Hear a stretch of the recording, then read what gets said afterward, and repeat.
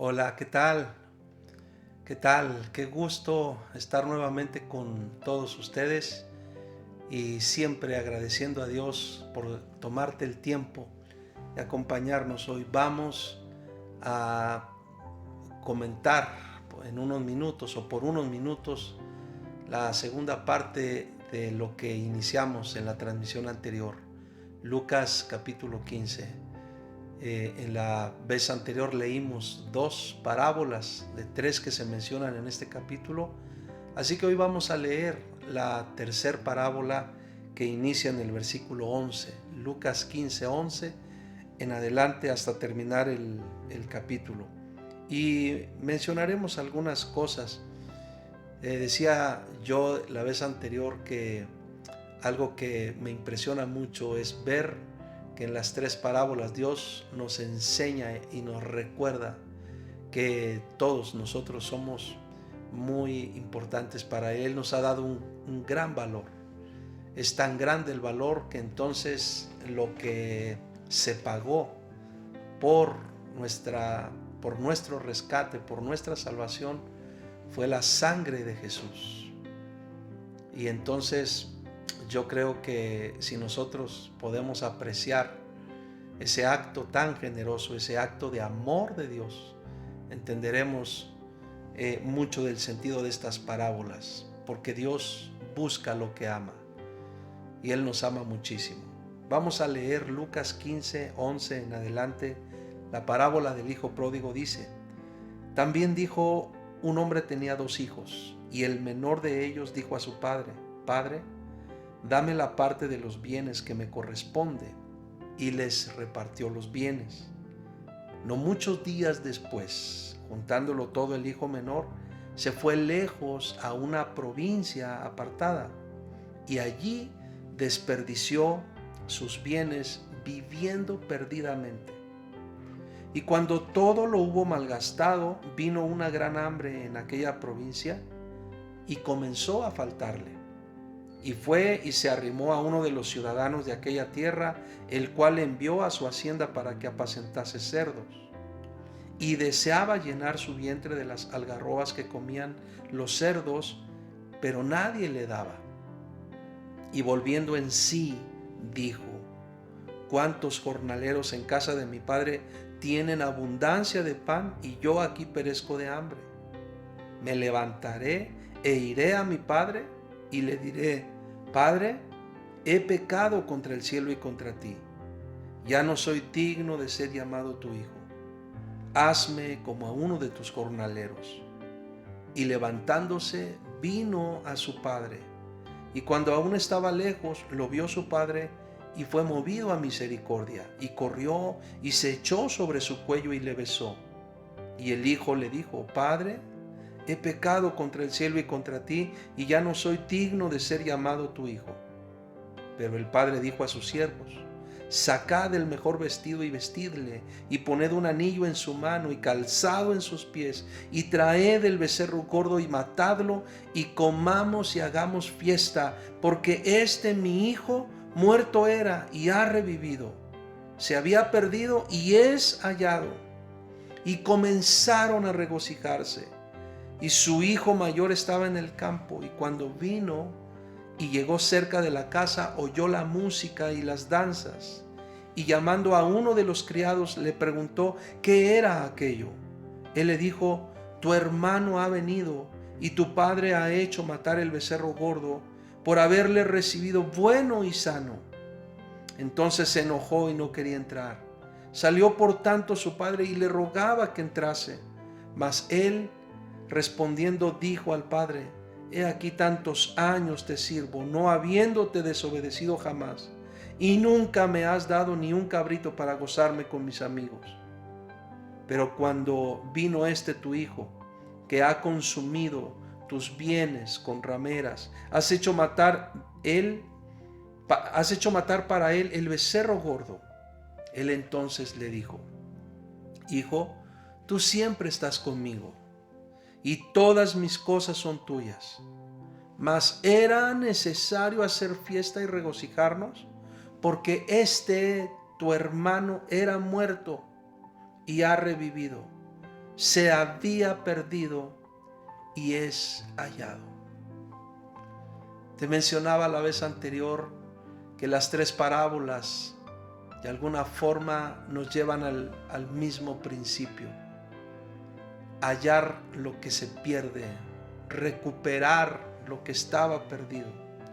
Saben que este capítulo de Lucas es llamado también el Evangelio dentro del Evangelio, porque es quizás uno de los capítulos más conocidos de la Biblia por la historia que se encuentra en él, esta historia que acabamos de leer, la historia del hijo pródigo, pero también porque describe aspectos tan interesantes acerca del reino de Dios y acerca de lo que es en realidad el Evangelio.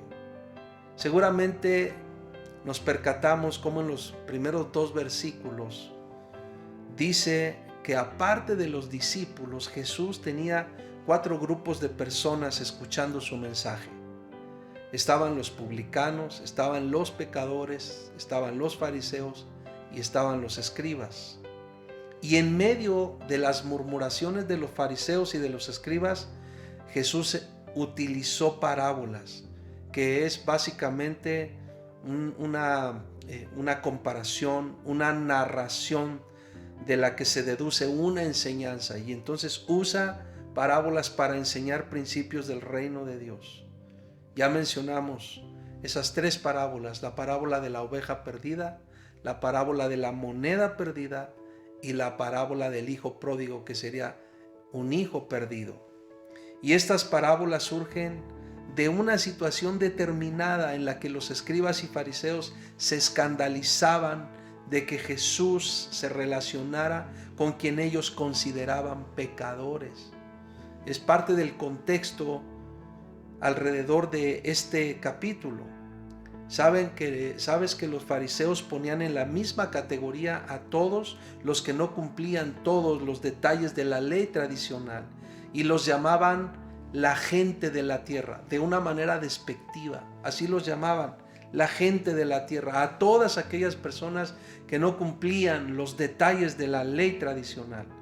Entonces ellos mismos, con su actitud, ponían una barrera infranqueable entre estas 2 clases de personas. Los fariseos tenían el propósito deliberado de evitar todo contacto con los pecadores. Y esa era la razón principal por la que se escandalizaban de que Jesús hablara con los pecadores, conviviera con los pecadores, comiera con ellos, se relacionara con ellos. Porque los fariseos y los escribas no deseaban la salvación de los pecadores, sino su destrucción. De ahí Jesús, utilizando estas parábolas, les enseña cómo ve Dios a toda la gente, cómo ve Dios al hombre pecador. Dios lo ve con un gran perdón, Dios lo ve con un profundo amor, porque ese es el corazón de Dios, el Padre. Un Padre que perdona, un Padre que ama, un Padre que nos llama al arrepentimiento. Pero hay que aprender algunas cosas de estas parábolas. ¿Cuáles serían algunas de esas cosas? Miren, las 3 parábolas enseñan que Dios es mucho más amoroso, amable que cualquiera de los hombres. Los religiosos excluían del pueblo de Dios a los publicanos y a los pecadores, que no merecían, según ellos, eso era lo que ellos decían, no merecían más que la destrucción. Pero Dios no desea eso para ninguna persona. En verdad, Dios no desea nada en ese sentido de destrucción para la gente. Los hombres pueden perder la esperanza, pero Dios, dice la palabra de Dios, que Dios sigue esperando por nosotros. Dios es paciente, no queriendo que nadie se pierda, sino que todos procedan al arrepentimiento. Los hombres pierden la esperanza, pero Dios no. Dios ama a los que se han extraviado, pero también hay una alegría inmensa en su corazón cuando cualquiera de esas personas que han vivido o que viven extraviadas, vuelve a Él, vuelve a casa. Estas parábolas también nos ilustran las razones por las cuales muchos se pierden, muchos hombres se pierden. Por ejemplo, unos se pierden por su insensatez, por no pensar y decidir lo bueno y lo correcto en el momento o en su momento, pues, por tomar esa decisión de más bien elegir lo malo. Otra gente se pierde por dejarse envolver por las circunstancias externas que muchos de nosotros sabemos que influyen, la mayoría de las veces influyen para mal. Y otros más también se pierden por su consciente y su franca rebeldía delante de Dios, la rebeldía del corazón. Por eso es que mucha gente se pierde, por eso es que mucha gente vive extraviada, unos por insensatez, otros por dejarse influir por el mal y otros porque hay una deliberada decisión de caminar en contra de Dios. Pero saben, el mismo capítulo nos enseña que Dios busca lo que ama. Dios busca lo que ama porque Dios es amor y Él, de todo corazón te lo digo, Él no se resigna a perder ninguna alma. Él no se resigna a perder lo que ama. Él lo está buscando y lo está esperando.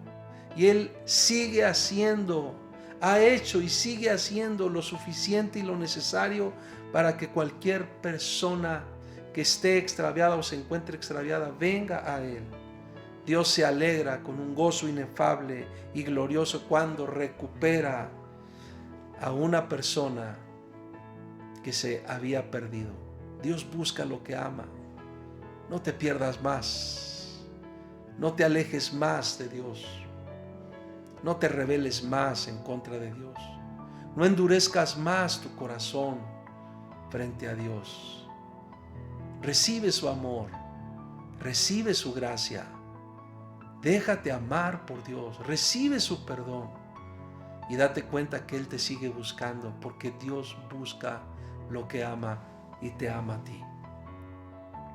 Oremos. Padre, con todo nuestro corazón te damos gracias por tu amor, que lo hemos conocido, lo hemos sentido, lo hemos vivido, lo hemos experimentado.